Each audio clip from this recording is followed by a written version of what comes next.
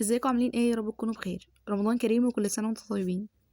قبل ما نبدا الفيديو ما تنسوش تصلوا على النبي وتشتركوا في القناه وتفعلوا الجرس وتدوسوا على اللايك.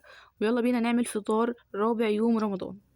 هنعمل فطار سريع جدا وما خدش مننا اي وقت خالص. اول حاجه هنشوي بتنجان على النار عشان هنعمله بتنجان بدقه، لان الاكل النهارده كله هيبقى بعيش. هنشوف هنعمل ايه.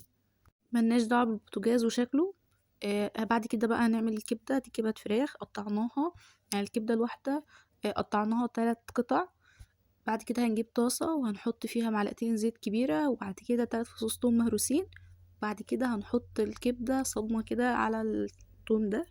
هكون غاسلة الكبدة كويس جدا، وبعد كده هضيفها على التوم.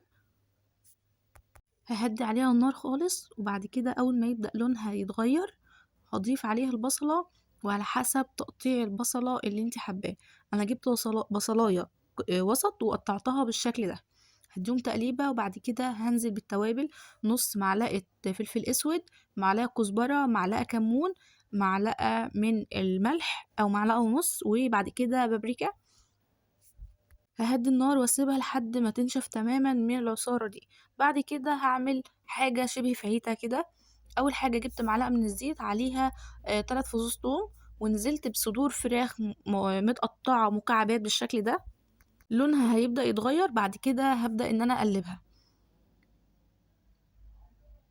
واكون مجهزة بصلاية وسط برضو مقطعاها قطع. بس هنا هضيف نص معلقة من السكر، ده طعم كويس جدا. وهقلبها مع البصلة، وأول ما البصلة يبدأ لونها اتغير هضيف لها طماطماية وسط متقطعة كده برضو، وهديهم تقليبة. وبعد كده هضيف التوابل، معلقة من الكمون، معلقة من الكزبرة، ونص معلقة من الفلفل الأسود. كمان هضيف الملح، ومعلقة ونص من الملح، والبابريكا معلقة. وهقلب ده كله وأغطي عليها لحد ما تبدأ تستوي. هسيبها لمدة 5 دقايق على نار هادية، وبعد كده هضيف فلفل متقطع مكعبات. لو انتوا حابين تزودوا كمية الفلفل تمام، فأنا زودت الكمية دي مجرد طعم. بعد كده هديلها النار زي ما انا كنت مهدياها، وهغطي عليها كويس لحد ما تبدأ المية دي كلها تنشف. لو حابين تسيبوها جوسي كده تمام، ولو عايزينها تكون ناشفة عادي مفيش مشكلة، المهم انها تكون مستوية كويس جدا. وبعد كده هنحمر بطاطس في الطاسة اللي عند الشعب المصري كله. وهنعمل عصير مانجا. انا بحب المانجا تكون تقلها كده، ما بحبهاش خفيفة ولا تقيلة. بعد كده بقى ده الفطار. بصور يعني المغرب بيقول الله اكبر ان انا تقريبا كنت عماله اصور المانجا والعرقسوس وكمان سلطه وبطاطس. رمضان ما بيخلاش من غير السلطه. كنت خرجت ورجعت لقيت ماما بتعمل في العيش ده. هو شبيه بالعيش الشامي، بيتعمل بلبن رايب، والعيش الشامي بيتعمل بحليب او ميه. انا بصور بفلتر عشان اللي يقول ان ايدي ملونه. ده فطار رابع يوم رمضان. استنوا بقى الفيديوهات اللي جايه على مدار الايام اللي باقيه في رمضان. معرفش الايام بتعدي كده بسرعه ليه.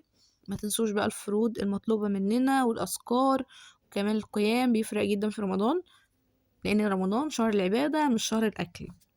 شوفوا بقى العيش ده جامد، هو شبيه بالعيش الشامي بالظبط، بس الفرق ان ده بلبن رايب والتاني بميه او حليب. ده فطار النهارده. استنوا باذن الله فيديو فطار خامس يوم رمضان. ما تنسوش اللايك والشير والاشتراك في القناه وتفعلوا الجرس عشان يوصلوك كل الفيديوهات اللي انا بنزلها جديد.